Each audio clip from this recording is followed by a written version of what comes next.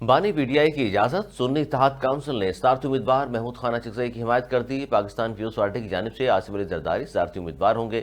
5 مارچ کو امیدواروں کی حتمی فہرست جاری کی جائے گی۔ صدارتی انتخابات 9 مارچ کو ہوگا۔ پولنگ صبح 10 سے شام 5 بجے تک پارلیمنٹ ہاؤس اور چاروں صوبائی اسمبلیوں میں ہوگی۔ پاکستان کا نیا وزیر اعظم کون ہوگا؟ نون لیگ کے شہباز شریف یا سنی اتحاد کونسل کے عمر ایوب؟ فیصلہ کل ہوگا۔ نمبر گیم پورا ہونے کے سبب شہباز شریف کا رستہ صاف۔ پی ٹی آئی رہنما بیرسٹر گوہر کہتے ہیں کوشش ہوگی عمر ایوب کو کامیاب کرائیں۔ پیپلز پارٹی کے سرفراز بگٹی بلا مقابلہ وزیر اعلی بلوچستان منتخب۔ کسی اور کو امیدوار نے کاغذات نامزدگی جمع نہیں کرائے۔ بلا مقابلہ نامزد ہونے کے باوجود سرفراز بگٹی کو 33 ارکان کی حمایت درکار۔ آئی ایم ایف نے تنخواہ دار اور غیر تنخواہ دار طبقے پر ٹیکس بڑھانے کے ساتھ ٹیکس سلیب میں کمی کا بھی مطالبہ کر دیا۔ آئی ایم ایف کی ایف بی آر کو تنخواہ دار اور غیر تنخواہ دار طبقے کے لیے ٹیکس کا بوجھ دگنا کرنے کی سفارش۔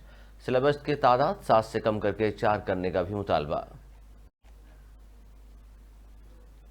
مولانا فضل الرحمان نے نواز شریف کو عام انتخابات میں مبینہ دھاندلی پر تحفظات سے آگاہ کر دیا۔ نون لیگ قائد کی سربراہی جے یو آئی سے ملاقات، سیاسی و پارلیمانی امور پر مشاورت، نواز شریف کی فضل الرحمان کے تحفظات دور کرنے کی یقین دہانی۔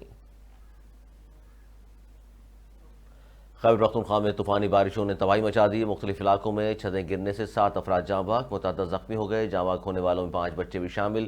ملبے تلے دب کر متعدد جانور بھی ہلاک۔ ضلع خیبر میں تیسرے روز بھی وقفے سے بارش جاری۔ دیر میں برف پڑنے سے لواری ٹنل ٹریفک کے لیے بند۔ اور شہر قائد میں بارش کے بعد سردی کی شدت میں اضافہ۔ محکمہ موسمیات نے کراچی میں سردی کی حالیہ لہر کو غیر معمولی قرار دے دیا۔ کہا شہر میں موسلادھار بارش کا سلسلہ ختم ہو چکا۔ کوئٹہ کی سرد ہوائیں شہر کو لپیٹ میں لیں گی۔ ہواؤں کی رفتار 30 سے 40 کلومیٹر فی گھنٹے تک جا سکتی ہے۔ سردی کی لہر اگلے 48 سے 72 گھنٹے تک شہر کو لپیٹ میں لیے رکھے گی۔